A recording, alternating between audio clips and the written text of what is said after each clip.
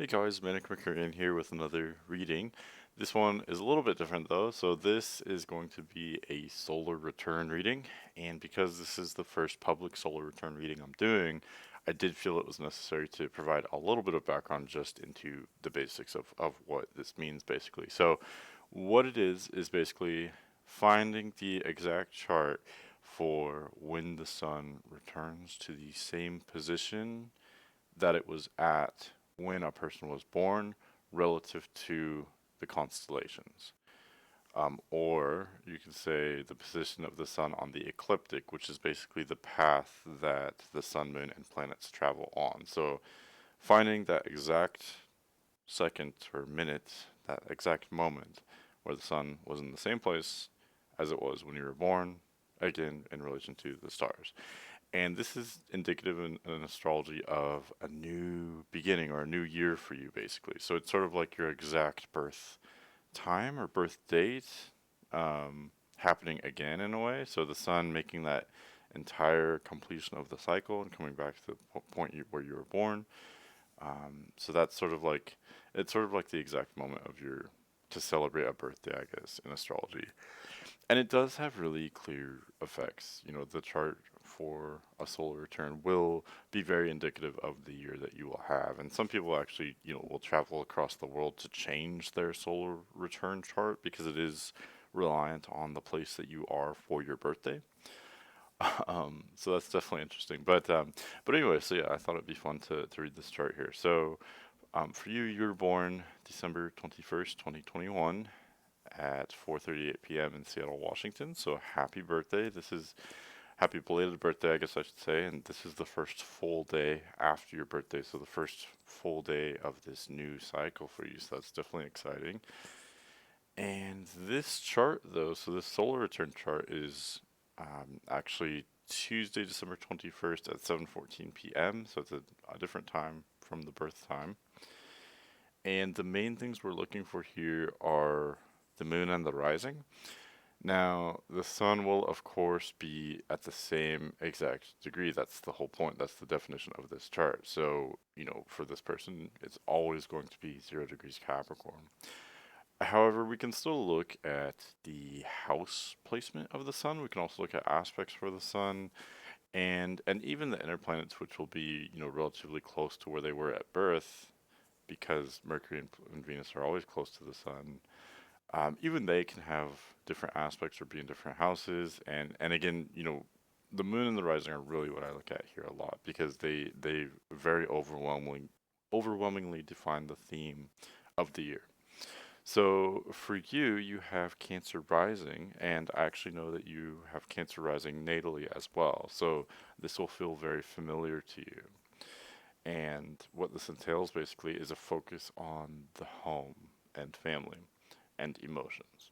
And there's a lot of other themes that play into that as well. So, a few things I would say I've actually experienced a couple Cancer rising years myself in recent years since I've been paying attention to this. And I would say so, there's multiple themes going on here. One would be a new beginning. And whenever you have an ascendant in a cardinal sign for your solar return, it shows a new beginning. And so this is a year that's beginning a new cycle. So there's a lot of new things happening. And for this year, it's centered around your home. So this would indicate to me possibly moving to a new location or maybe just reinventing your home life in some way. So I don't know, changing who you live with or changing where you live, changing the nature of your home circumstances. I would expect that for this year for you. And what else here? I've also noticed with Cancer energies in general that there's this combination of a lot of time spent alone and being sort of solitary, but also making connections very easily. So you may have phases throughout this year where you may find yourself feeling very alone or having a lot of alone time, but also making connections very easily, connections with new people as well. So there's that sort of mix there with Cancer energies. And because Cancer is the ascendant, that makes Moon the chart ruler. So Moon is very important here, and the Moon is excuse me, the Moon is in a very important place in this chart. So it's at 1 degree Leo, so pretty much the beginning of Leo here, and it's in the first house. So it's in a pretty prominent position, I would say, especially being the chart ruler as well. And being at the very beginning of Leo in the first house, to me indicates that you would find a new way to have have stronger self-expression and be more confident, more outgoing, especially emotionally, or from the core part of your personality. You would feel more natural, more less questioning of yourself, less inhibited, more outgoing, basically. And combining these, this Cancer ascendant with the Leo moon, to me would indicate that you're kind of serious about who you're relating to this year. You want to have those really strong friendships or strong partnerships, and this is an area of transformation for you actually, because um, let's see. So how do I tackle this? So it gets a little bit more complicated here. Okay, let's look to, so because I said there's such an influence and a theme around centered around your home life here, let's look to the IC. So the IC is always at the bottom of the chart. You can see that little black arrow at the bottom of the chart, and it's in Libra. So that indicates that you would have good fortune or good luck in your home life. It is, Libra is ruled by a benefic, ruled by Venus. So that indicates you'd find, beauty or pleasure in your home life. So that indicates some positive changes to me. However, well, I shouldn't say however, but when we look at the ruler of the IC, which is Venus, let me get my arrow involved here. So Venus is in the seventh house, and it's retrograde, and it's conjunct Pluto with an orb of about 1 degree.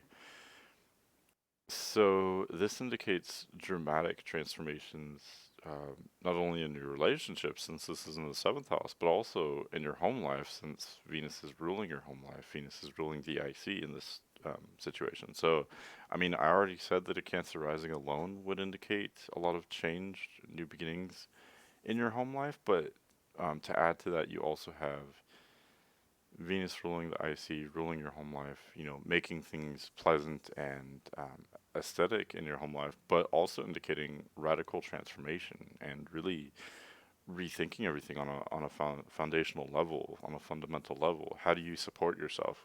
Where do you live, basically, or who do you live with? Um, how does this work for you? And there may have to be changes in these areas for this year for you. Also, Venus, which typically rules relationships, it's in your seventh house, which rules relationships, and again, it's conjunct Pluto. So this indicates radical transformation in your relationships as well, in your partnerships. So how do you relate to other people? Saturn is in your seventh house as well. So, again, I do want to stress you do have Venus making things. Venus does make things easier, make things more pleasant or desirable, but it's kind of just Venus is almost like the midwife in this transition for your home life and relationships, I think. Um, it is allowing you to have some pleasure and enjoyment in these areas, but it doesn't change the fact that there radical transformations need to be made and will be made in these areas for you this year. Let's see. And then, Saturn is asking you to be very structured and disciplined with your partnership. So, it may be you may have challenges related to partnerships this year, but the silver lining is that they are asking you to become better, become stronger in these areas and how you relate to other people, and having boundaries with other people, etc. And also, if you do have new partnerships this year, you would be wise to be extra scrutinizing, or making sure that these partnerships are working for both parties, that they're working for you and they're working for the other person, that not that it's not imbalanced, or neither one of you is like taking advantage of the other one, for instance. um, so that does make things a little bit serious, but again, it's asking you to be better and to I guess mature in these areas. And then Pluto, of course, is just adding a lot of transformation to this all. Pluto can seem to destroy things, and I think with Saturn here and then Venus going retrograde, this could indicate this could indicate almost like a theme of loss or phasing out of connections that you may have, social connections. But again, it can be constructive. It's just that you have to be very, exclusive with who you choose to relate to, or very deliberate in that. There has to be a lot of care taken there. Um, and as long as you are very thorough in how you relate with others and the connections that you make, then those will actually be more rewarding. Saturn does reward us when we are, mature and wise in our actions and responsible and, take responsibility. Saturn will reward you in these areas. So this, it is, I'm not gonna lie, it is a challenging, bunch here, in your house of relationships, but it can definitely be very extra rewarding, as long as you're sort of being wise and methodical. You may actually have a lot of support and even pleasure from your relationships this year. Again, as long as you're sort of tempering this with wisdom.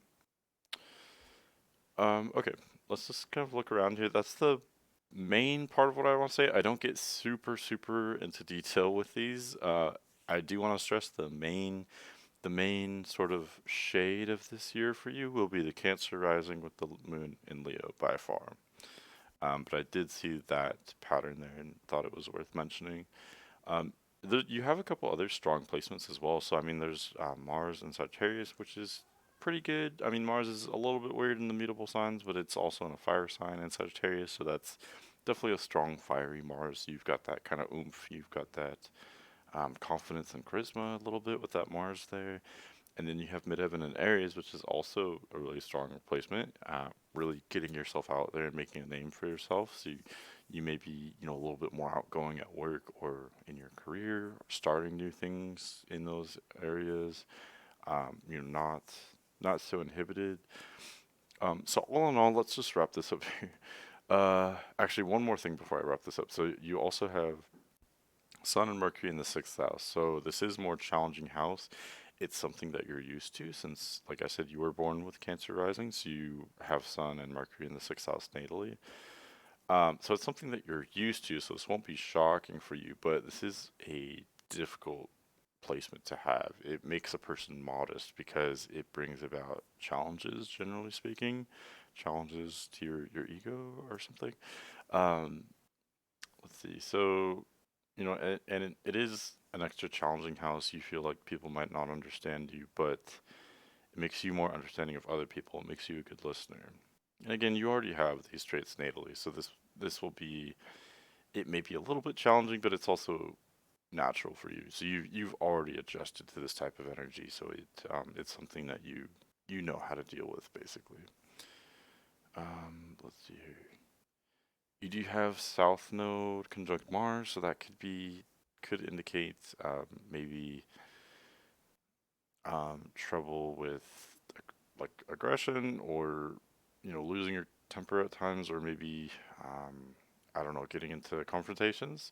And it could be you starting the confrontations, or maybe it's other people. Maybe it's just accidents happening to you. You may not be the aggressor in these situations, but South Node in Sagittarius to me would indicate, or excuse me, South Node conjunct Mars in Sagittarius to me would indicate some types of challenges or mishaps regarding accidents or aggression, violence, something of that nature. So, if you were a naturally aggressive person, I would definitely, slow down and be wary of that. And if you're not, then maybe just be careful because again, it may not be you starting this. It could just be, other people. So I think this just comes back to this cluster in the seventh house, which is really saying to be careful and deliberate in how you interact with others and how you have partnerships, how you make and maintain relations with other people this year. So all in all, combining all of this together, I see this year being a time of change for you in your foundation and in your home life.